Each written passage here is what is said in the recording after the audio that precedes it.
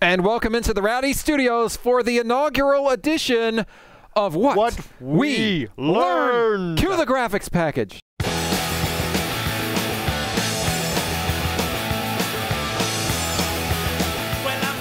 So we're going to talk about the Quaker State 400 from Kentucky Speedway, and we're going to discuss what we learned in the Quaker State 400. I didn't see a single Quaker there.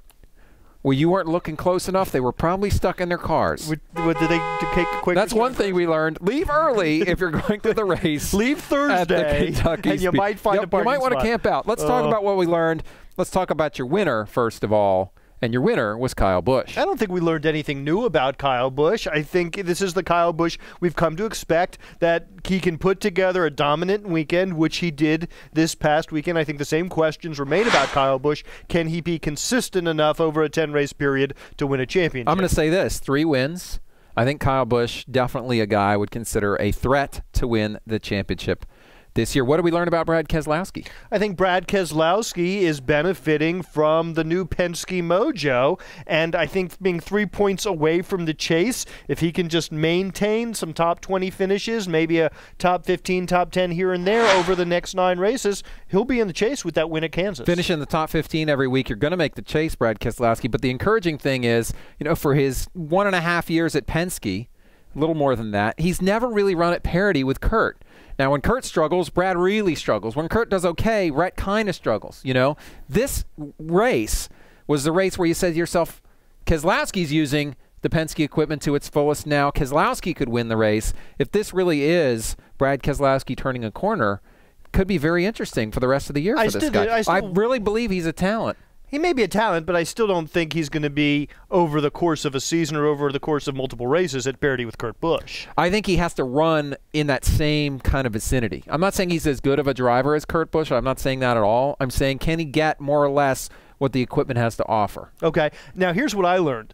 Chevy's got some issues, I think, as a manufacturer. First of all, RCR didn't bother to show up to this race. Not even Kevin Harvick. I mean, Jeff Burton. I think RCR's got some issues. Yeah, but what about Stuart Haas? I mean, Chevy led like 5 laps total at this race, and Landon Cassill had led 2 of them. It wasn't Chevy's greatest performance, but I'm just not worried about Chevrolet as a whole. There's too many strong organizations. Jimmy Johnson showed up. I would be concerned about RCR, and I would be concerned about Tony Stewart. Look how Ryan Newman performed, though. I mean, Ryan Newman did a fantastic job. Ryan Newman has been able to lay down consistent top 12 finishes, but has certainly not been dynamic, hasn't won a race, and you don't expect him to make any noise in the chase. Well, what about David Reagan? And this, to me, was a very encouraging performance, because I would say the same thing about David Reagan. Doesn't ever quite seem to run at parity with his teammates. Now he goes out and wins at Daytona and runs a pretty strong top 10 out there at Kentucky. And he's in great position to make the chase. Well, what's interesting is he's certainly turning in better performances than Greg Biffle.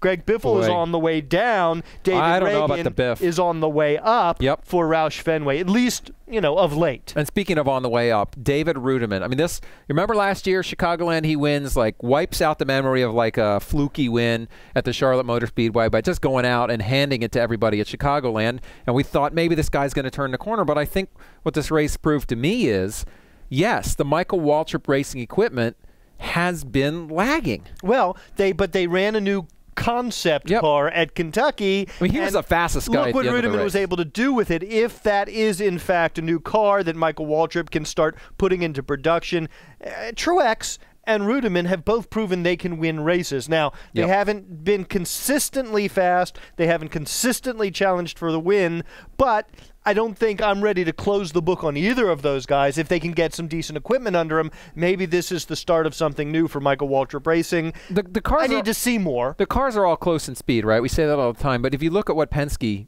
has done. I mean, Kurt Busch was suffering so badly. I think we all were like, she's not going to make the chase. They turned it around. Now you see Michael Waltrip Racing. They've been working on some stuff. They've turned it around. So I feel like maybe that David Rudiman is almost like a quieter version of Kurt Busch. He was probably suffering a lot behind the scenes and saying, my cars just aren't capable of doing what I need them to do. Last question. what did we learn about Dale Earnhardt Jr.? This guy's dropped from 3rd in the points to now 8th in the points. Yeah, since I think Pocono, he's got a cushion of 25 Since points. Pocono, he has really had a lot of bad luck. And because it's bad luck, I'm not ready to say his chase hopes are done. Sonoma wasn't his fault. Daytona was Daytona. It was just fluky as hell. And this one wasn't either, although he wasn't that fast. No, he wasn't that fast, but he was certainly better than where he finished.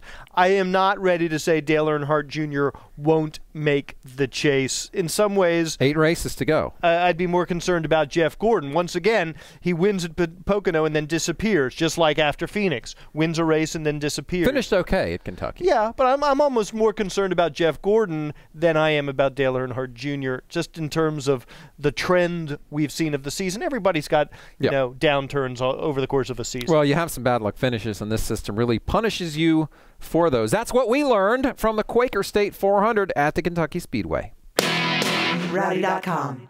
I'm sailing away. I'm Saline Solution. Say it like it is. Say what like it is? Rowdy.com.